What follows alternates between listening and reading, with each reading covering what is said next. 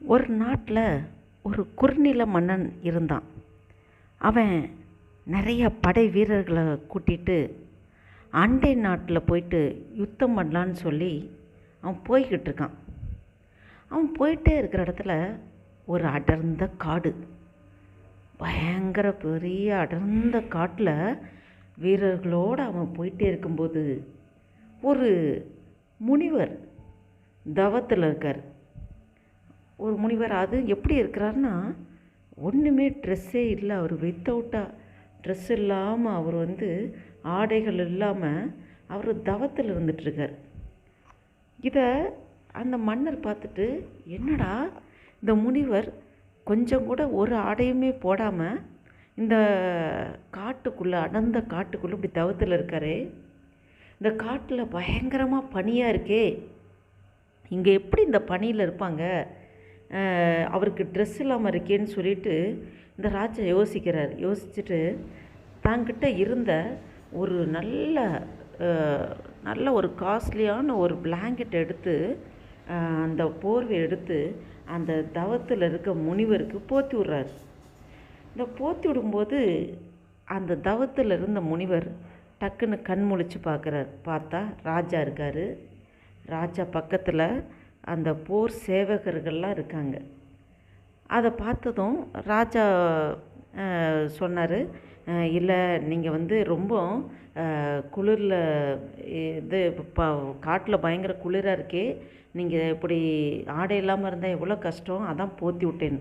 அப்போ அவர் சொல்கிறாரு, எனக்கு வேணாம் அன்பரே, நீங்கள் இந்த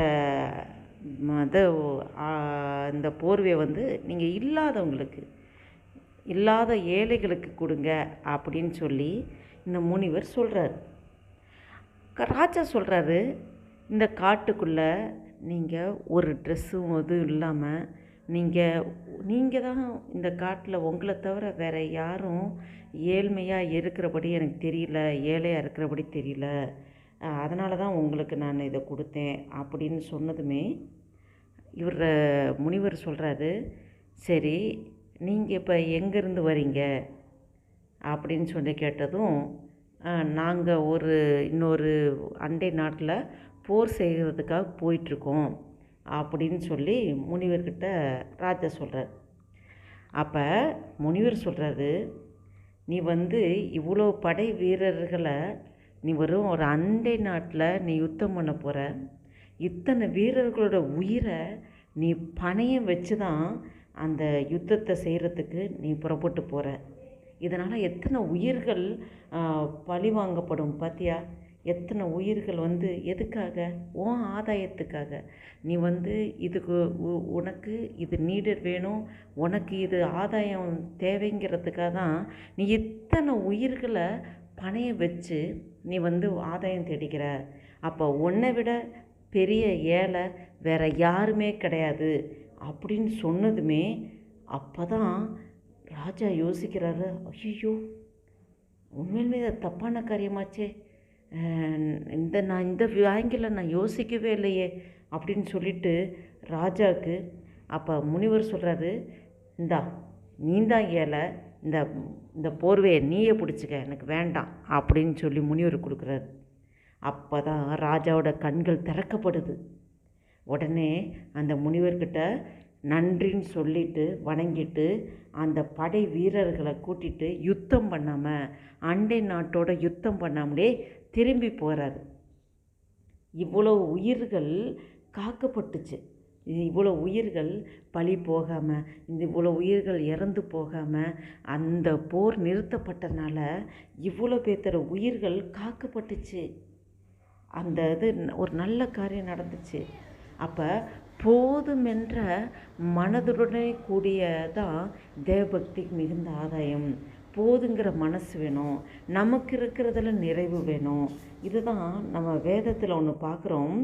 1 தீமோத்தேயு 6ஆம் அதிகாரம் 6ஆம் வசனத்தில் பார்க்கிறோம், போதுமென்ற மனதுடனே கூடிய தேவ பக்தியே மிகுந்த ஆதாயம் என்று சொல்லப்பட்டிருக்கு. ஆமாம் சில்ட்ரன், பெரியவங்க எல்லாருமே இதை கேட்டுக்கொண்டிருக்க ஒவ்வொருக்காகவும் ஆவியானவர் இவ்வேளையில் இந்த ஸ்டோரி மூலமாக நம்மளோட பேசி கொண்டிருக்கிறார். நமக்கு கிடைச்சதில் என்னவோ அதில் நம்ம திருப்தி அடையணும். அந்த இதில் ஆண்டவர் போஷிப்பார். காக்கை குஞ்சுகளை போஷிக்கிற தேவன் நம்மளை போஷியாமல் இருப்பாரா? நமக்கு தேவையான டைமிங் எல்லாத்தையும் ஆண்டவர் தரார், ஆசீர்வதிக்கிறார். நம்ம அதுக்கு ஆண்டவருக்கு நன்றி சொல்லி நாம் நிறைவாக இருக்கும்போது நம்மளுடைய தேவைகள், காரியங்கள் எல்லாமே ஆண்டவருக்கு தெரியும்.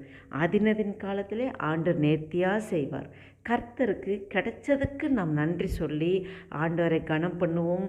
போதுமென்ற மனதுடனே கூடிய தேவ பக்தியே மிகுந்த ஆதாயம். ஓகே சில்ட்ரன், ஓகே தேவ பிள்ளைகளே, இந்த ஸ்டோரி உங்களுக்கு ஆசீர்வாதமாக இருக்குன்னு நினைக்கிறேன். இது உங்களுக்கு பயனுள்ளதாக இருந்தால் அநேகருக்கு ஷேர் பண்ணுங்கள், லைக் பண்ணுங்கள். என்னுடைய சேனலுக்கு நீங்கள் சப்போர்ட் பண்ணுங்கள். உங்கள் கமெண்ட்ஸை நீங்கள் வெளிப்படுத்துங்க. கர்த்தர் உங்கள் ஒவ்வொருவரையும் ஆசீர்வதிப்பாராக. ஆமேன், ஆமேன்.